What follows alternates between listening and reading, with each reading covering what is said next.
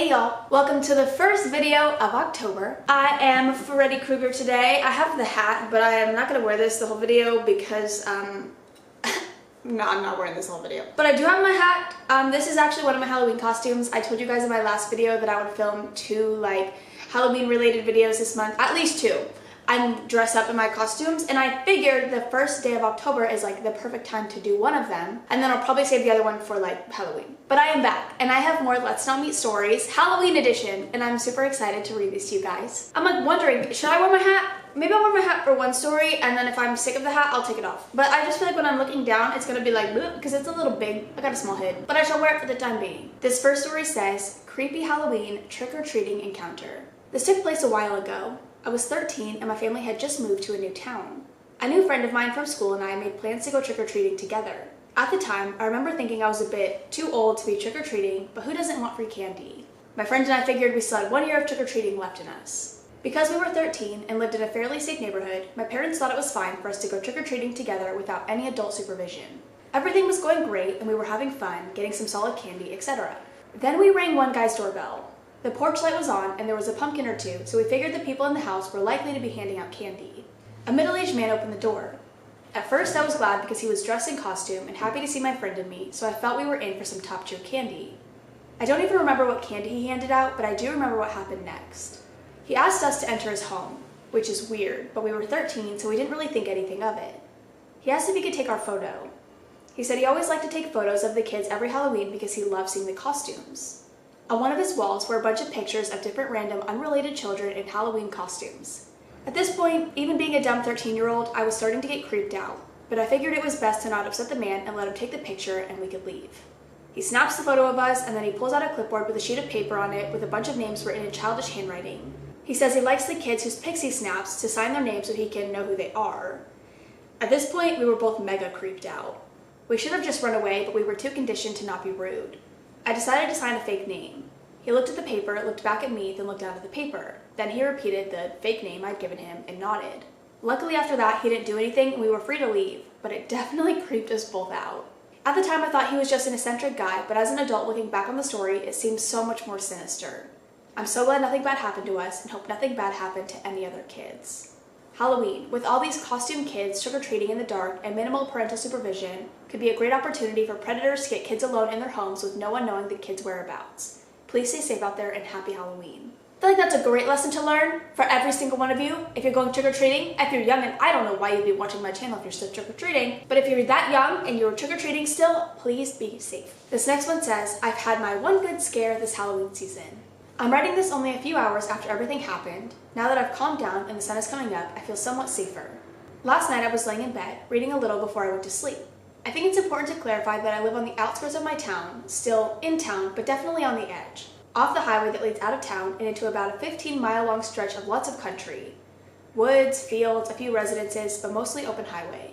So other than the other tenants in my actual apartment building, it's normally very quiet in my area. My building is a square with 4 apartments, and for each of us, our door simply faces out into the open. There's no lobby or anything. My door in particular looks out into a large field that goes up a hill.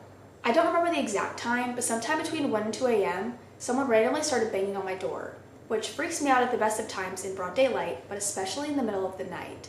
I nervously went to ask who it was, and this guy with a deep voice claimed he was a police officer and that I needed to let him in.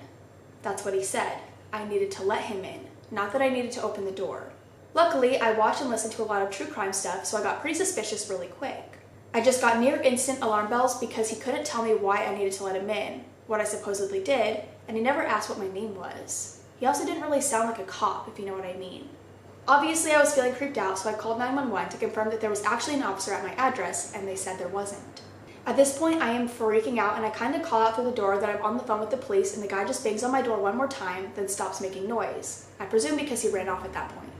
They dispatched 2 cars to my apartment, and the officers took a good look around. Unfortunately, the guy was long gone by the time they got here, and I never saw him, so I don't have a description of him or anything. But the cops said 2 things to make me feel better.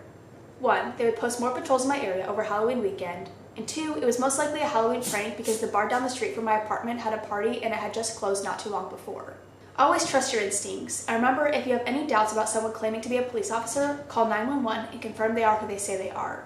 Dispatch and the officers who came tonight told me you will not get in trouble for making sure the person you are talking to is actually an officer.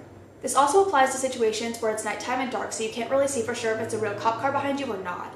If you see flashing lights behind you on a back road or dark area at night, put on your hazard lights and call 911 first to make sure it's actually a police car. You won't get in trouble. Better safe than sorry. Anyways, I hope that anonymous guy was merely a drunken Halloween prankster and not someone who had sinister intentions. Whoever you are, let's not meet. We're getting some great lessons in these stories. Also, I'm taking this off. I kind of feel like a dum-dum. But I'm gonna feel like a dum-dum on Halloween. But it's Halloween, so it's like I can feel like a dum-dum on Halloween. But I'm not in a video where I'm just telling stories. This next story says, Halloween and Bloody Knives. It was Halloween of 2008. I was in college and still in a relationship with my first serious boyfriend. We had been together since high school, and it took this night to show me our relationship was abusive. It took one more incident before I finally left him for good. He was wonderful when sober, if intense and controlling, but when he was drunk, I learned he was truly terrifying. This was the first such incident that truly scared me. He had joined in on a stupid game, a Gatorade and Shine challenge. They'd empty a bottle of Gatorade at least halfway and fill up the rest with moonshine. The goal was to finish the bottle within an hour and then tell them crazy stories. Weems is eating right now, and I'm not going to stop reading, so you're going to hear some munching in the background. Sorry. Well, he completed the challenge, but he never did tell his friends the story. He couldn't remember most of it, and it painted him in a horrific light. I knew things were heading downhill when he started to call me a slut after saying hi to a guy friend at the party we were at. I decided we better head home before he got any worse. I thought I could nip it in the butt, manage it. We get home and change out of our costumes. James wanted to have sex, but in his state and after what he had called me, I wasn't interested. Oddly enough, it led him to calling me a whore. I left the apartment to go smoke. Our neighbors were having a party and two guys were outside smoking as well. They came over to see if I was okay. I'd been crying and they had heard the yelling. I said I was, which they could obviously see was a lie. They let me know if I needed help, they'd help me. James chose that moment to come outside. Said he'd heard us and told them to get away from me, stalking towards them. I stood up to get between them. They told me they'd meant what they'd said and to not forget it. They told him to watch himself. I was facing them to say bye and thanks for the offer when one of the guys gasped, staring at my boyfriend in shock. I turned around and my eyes immediately caught on the ground. Just as what I was seeing registered, the other guy lunged forward and grabbed me, pulling me behind him. What was on the ground that had elicited such reactions, you ask? Blood. Blood was dripping on the ground from his hand. He was holding a knife so tightly he had sliced his own hand open. I begged him to drop it, which he only agreed to when I walked back towards him. I was an idiot, I know. The two guys seemed at a loss, and I feel so bad for them having their Halloween ruined by this scary, crazy bullshit. They left me to it after I swore I'd be fine, reiterating that I would come to them for help. We got inside, and I immediately started hiding all sharp objects. Called James's roommate, begging them to come home. He started screaming to give him the knives back, how I was a slut, and if I wouldn't fuck him, what use was I? I called my parents and left, then called his mom because I was scared he'd hurt himself. She let me know he was my problem now. I should have called the police, but didn't want to ruin his life. I know. I'm ashamed to say I got back together with him for 6 more months of hell after that. But today I can safely say, James, please, let's not ever meet again. That is actually terrifying, like actually genuinely terrifying. Like, why did he bring a knife outside? Because he heard you talking to 2 guys? He brought a knife outside? Like, what was the point of the knife? And why did he want them back? Like, why did you need them? Oh God, I hate that. Oh my God, that gives me the ickiest feeling. But I'm glad you're okay, and I'm glad you are no longer with him. Fuck him. This last story is called The Halloween Stalker. First time posting on Reddit. I had a strange, unsolved experience as a kid that has been on my mind a lot lately and decided this is the place to share. The first half of the story takes place on Halloween 1991. Quick bit of background. I was a 7-year-old boy at the time, and my little sister was only a few months old. I lived in Long Island, New York, on the border area of the town that kind of acted as an unspoken separation between the more affluent area and the more lower income area. My dad owned a bar across from the train station that was extremely popular in the 80s and was still riding the tail end of that boom. My father did very well for himself. My father and his business were well known around town. I think this may have to do with what happened. He eventually squandered everything on a heroin addiction, but that's a different story, and for the record, I had nothing but love and respect for him despite this. So it was Halloween. My mom was working the night shift at my dad's bar. My sister was home with a teenage babysitter. My dad had taken me and my friends trick-or-treating.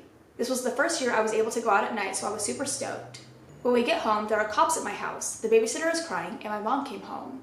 Earlier, while the sitter was alone with my sister, she got a call from an unknown woman asking to speak to little me. She said I was not there, and the woman stated she had a gift for me and would call back. This woman called back a few times saying something similar and began to insist that she was going to come deliver the gift. Eventually she called and said to look in the mailbox. This is when the sitter called the police. The police found a pirate skull Halloween decoration that would talk and shake when you clapped, as well as several candy bars. My whole family was really bugged out about this. I was scared, but I also kind of liked the skull thing and convinced my parents after much protest to let me keep it. My parents for a few weeks after that were on edge and hated the toy.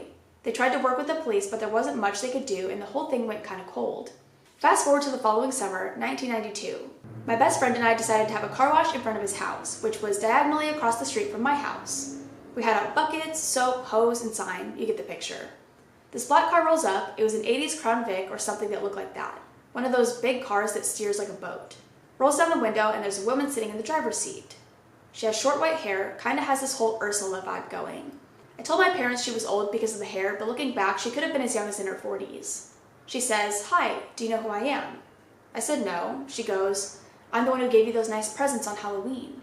My jaw drops and I freeze up, just staring.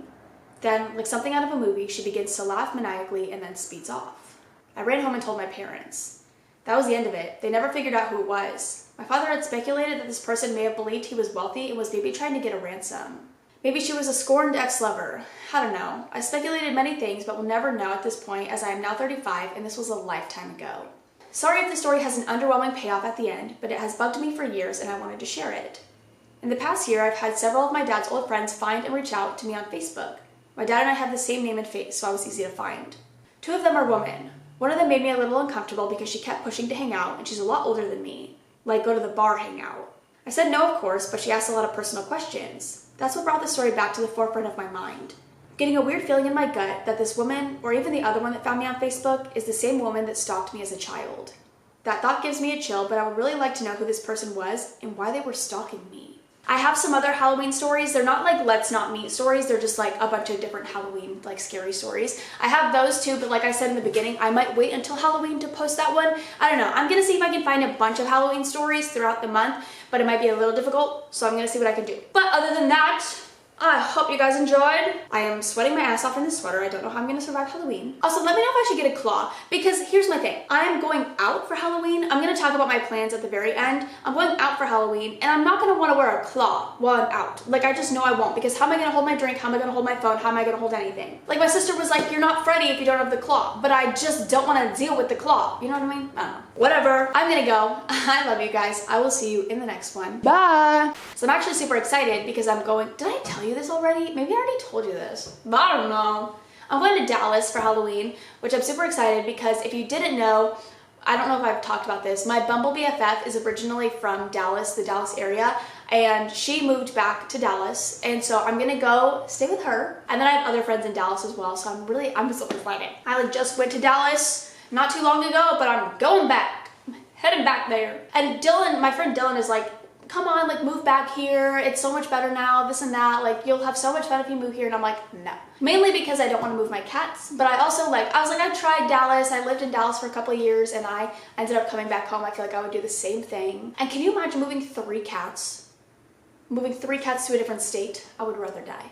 Rather be dead. But yeah, so this is my one costume. I don't know. Okay, so I'm like struggling because we're obviously gonna celebrate Halloween weekend, but then we're also celebrating Halloween. I don't know which outfit to wear during Halloween weekend and which one to wear on actual Halloween because I'm this and I'm also Captain Underpants. I talked about that in my last video, I believe. I told you guys my costume ideas, or that's not just ideas, I have the costumes. So I don't know. I don't know which one to do which day. I might do this on actual Halloween because this is like a more like Halloween-y outfit, I think. I think the other one is like, just like silly, I don't know. I don't know how many times have I said, I don't know. I have no idea how many times I've said, I don't know. I don't know. I'm gonna go though. That kind of rhymed. I love you so much. See ya.